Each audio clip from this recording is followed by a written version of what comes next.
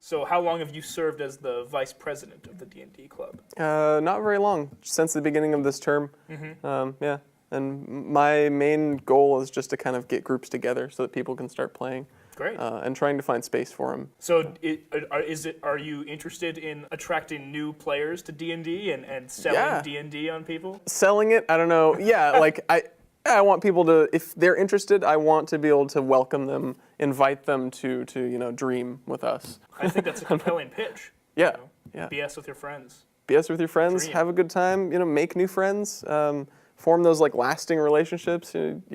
It's cool when an old D&D group gets together. You're always telling like stories about what happened before. Like, oh man, I remember that one time where I beheaded that orc, but then you slipped on the head and somehow you rode down the dragon and blah blah blah. It's kind of cool.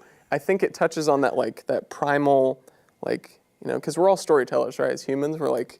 That's something that we've been doing for a long time, and D&D is just a way to kind of officiate that over and over and over again.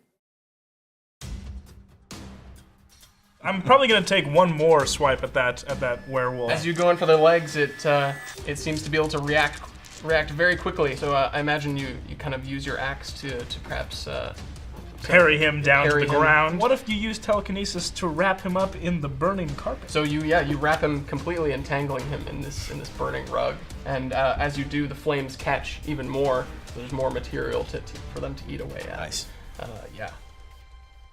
He begins growling and letting out this frustrated sort of howl. I will call out to Bale and I say, "There you are, elf!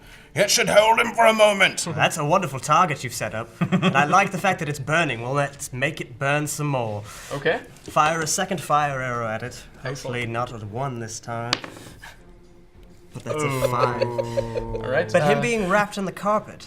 Yes, he is prone and unable to dodge. So I would probably lower that DC to about 10. Still wouldn't work. But yeah, let's call that a hit because you are essentially targeting a non-moving, stationary a proverbial fish in the barrel. Yeah, exactly. Yeah. Okay, so yeah, go ahead and roll damage with your fire arrows. Oh, for a total of 10 damage. Yeah, that ain't bad. Okay, cool. Right. So yeah, you blast him with your fire arrow. You can hear it as it through the carpet, the thick carpeting, and then pierces flesh, and he lets out a as it hits him, and you can see the carpet go even more heavily into flames. Sizzle crackle. This is what I like seeing. Yeah, excellent. So I'm gonna call that. You said 10? 10 points of damage, yes. Okay. All right. Excellent. So then it is up to you. You see Bale fire the flaming arrow, and the werewolf is still trying to extricate himself from the carpet. Dag, this is your fight now. You've got this. Well, I'm going to go in for a first attack on the carpet to just get through it, I guess, because I imagine there's a couple layers that are he's wrapped up in, so I need to get through that. Sure, and then a big strong fellow. It doesn't matter too much. It's true, but one for the initial hit, and then flip my axe around because I've got the 2 axes. Yes. And I go in for another attack. Nice. Okay. So Cool. I'm going to try this die here. 1 for the money. 2. 10. Yeah, that's a little better. So that's a hit, right? Okay. It's a stationary That's target. Stationary yeah. target. Yes. Okay. And do I roll this for damage? Roll Go that ahead. for damage. Okay. 9 points. 9. Okay. Take a second And swing. you have a second swing. Right. So do I do the D20? Okay. Same target. Beating it. Ooh. I'd probably give you a +2 because you're a melee character. So let's Okay. just go ahead and call that constant. Okay. +2 to your melee attack. +2 rolls. anytime you hit. Yep. Or attempt to hit. Attempt to Okay. hit with melee. That also will be a hit. And let's see. Respectable. Okay. So that's a total of 14 points of damage. Right. Okay. 2 strong hits. Well done. Well done. All right. Awesome. Just make sure to get the head off. We need that for proof. For proof. Okay. So yeah, as your strikes go in, heavy thuds. Flip your axe around, hit the other one, hit him again, and yeah, you're definitely solidly taking this creature down. I feel But really he, good about the carpet idea. That was I a think that was really That was strong. a Yes. wonderful move. I this point, definitely. the I shall carpet have to has- buy you a drink after this is well and through. At this point, Absolutely. the carpet is tattered enough and weakened enough by the flames that the creature bursts out of the remaining entanglement, and he rises in the flames. And you can see the flames like lighting pieces of his fur on fire. Oh, the smell is absolutely The horrendous. smell is absolutely horrendous indeed. You thought And wet dog was bad. Try the burning ones.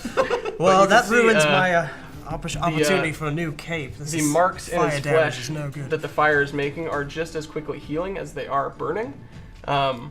And might you call to still get a new mind one. the regenerative powers of werewolves and lycanthropes. This one in particular seems to be more able to regenerate. Yeah, The last one, fire took it out rather quickly. Well, that's why I've been using fire. Perhaps something else this time. So as he emerges, he steps back and he begins slowly turning his claws in a gesture, a magical gesture. Something I would recognize? This is something you recognize. This werewolf is using magic somehow.